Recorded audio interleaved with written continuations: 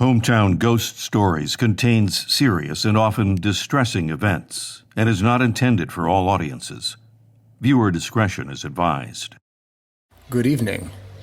Tonight, on this edition of History of Ghosts, we're going to head over to Ireland and dig into one of their oldest legends, the wailing harbinger of death, the Banshee.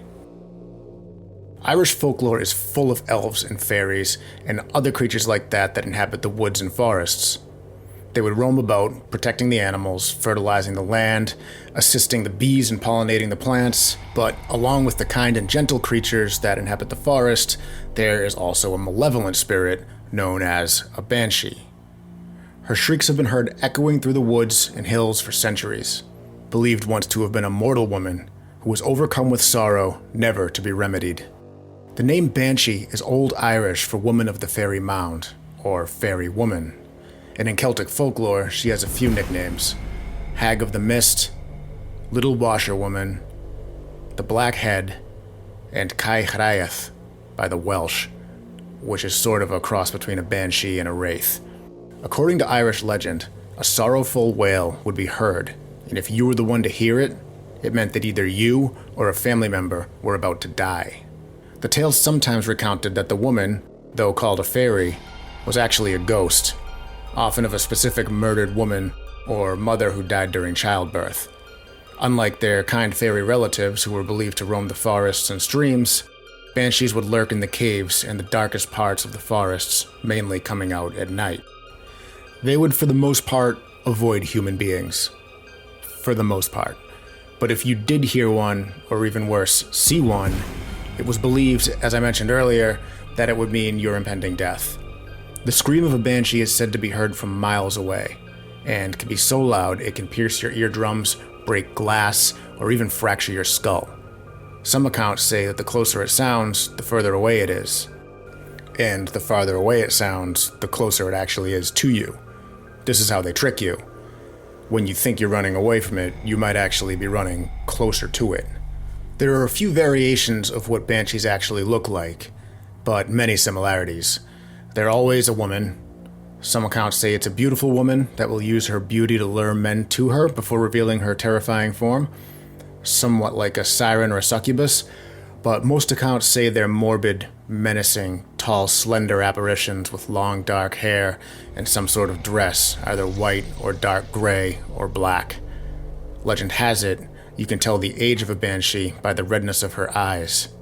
Some say that a banshee is born every time a woman is murdered, and the longer her spirit roams around wailing and crying, the redder her eyes become. Some say that the oldest banshees have eyes that are as red as fire and are responsible for more death than most wars. The origin of this ghost or fairy dates back as far as the 8th century in Ireland. They were particularly unique because they were supposed to only attach to certain families in ancient Gaelic nobility. Typically, or most commonly, people with the surname beginning with O, Mac, or Mick. Each noble family had their own banshee who would forewarn them of impending deaths. During the 16th and 17th centuries, banshee legends took a more ominous turn. They became less helpful and more malevolent. Not so much warning family members of imminent death, but cursing them with it. This is likely because during this time, the British government confiscated Irish land and pagan deities were demonized by the church. Although banshees originated in Ireland, many other cultures all around the world have their own versions. I mentioned earlier the Welsh Cai Hraeth, which is identified only by a wail and has no physical form. The Scottish have Banshee, which is a female fairy who appears as a beautiful woman who seduce their victims before attacking them and killing them. Also in Scottish folklore is the Cuinne, meaning the weeper. She is normally invisible and foretells death in her clan by lamenting in the night at a waterfall, stream, or loch, or in a glen or on a mountainside. But what's probably the most famous, or at least the most recognized, version of the Banshee from around the world actually originates in Mexico, and it's known as La Llorona, which means the weeping woman. What she does is she haunts bodies of water in search of the souls of her children who she drowned, For more on that ghost, we covered it very extensively in episode 33 of Hometown Ghost Stories. So yeah, that pretty much covers the Banshee. Drop a comment on this video and let us know what kind of ghost you want to hear us cover the history of. Until next time, I'm Dave Wilkins, and this is Hometown Ghost Stories, History of Ghosts.